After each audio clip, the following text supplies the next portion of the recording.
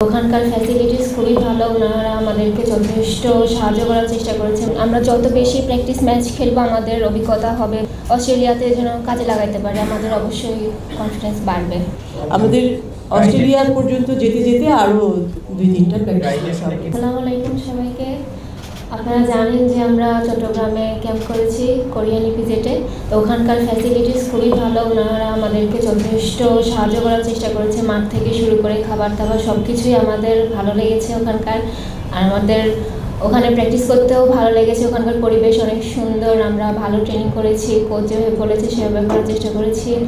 আর থাইল্যান্ডের কথা তো ম্যাডাম বললোই। তো ম্যাডামের কথা শুনে করি যে আমরা ওদের সাথে ভালো একটা ম্যাচ খেলবো, ফাইট করব। আর আমি ঢাকা ব্যাংককে ধন্যবাদ জানাই যে তারা যেভাবে আমাদের পাশে থেকেছে, ভবিষ্যতেও যেন এভাবে আমাদের পাশে থাকে। আমরা দীর্ঘদিন ধরে ক্যাম্পে ছিলাম, এটা গত 7-8 বছর ধরে। তো ওনারা তো মাত্র কয়েক মাস গেল, আমাদের বন্ডিংটা এখনও আছে।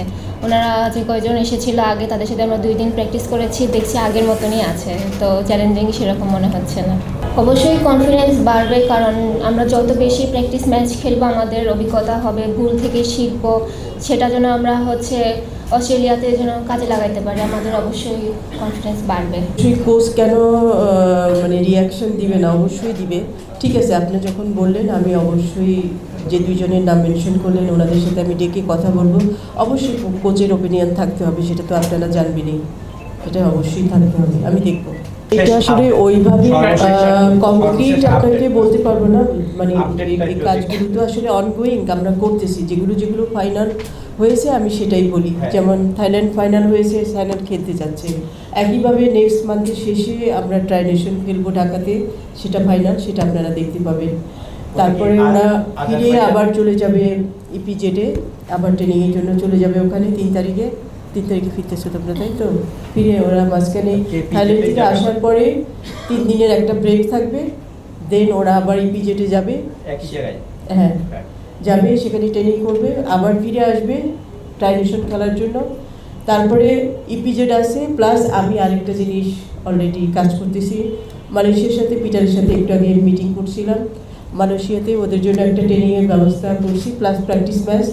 এখন ডিপেন্ড করবে পিটার সেটাকে যদি লাইক করে, কারণ কোচের প্রায়োরিটি আগে। কোচ তো টেকনিক্যাল জিনিসগুলো ভালো যে হ্যাঁ, তো ওইটা ওর সাথে আমি যতটুকু আমি অ্যারেঞ্জ করেছিলাম সেটা আমি আপনাকে জানাচ্ছি। ওর সাথে আমি একটু আগেই কথা বলেছি, ওর প্রেফারেন্স মালয়েশিয়া না। ও দীর্ঘদিন মালয়েশিয়াতে ছিল, মালয়েশিয়ার ফ্যাসিলিটিস অন্যান্য জিনিসগুলো জানে, যে কারণে ও চাচ্ছে যে মালয়েশিয়া বাদ দিয়ে আরেকটা। তো যেহেতু আমি এতদিন মালয়েশিয়া নিয়ে কাজ করছি, এখন ওর সাথে কথা বললাম, এখন আবার চেঞ্জ করব, এইভাবে আছে। আমাদের অস্ট্রেলিয়া পর্যন্ত যেতে যেতে আরও 2-3টা প্র্যাকটিস হবে।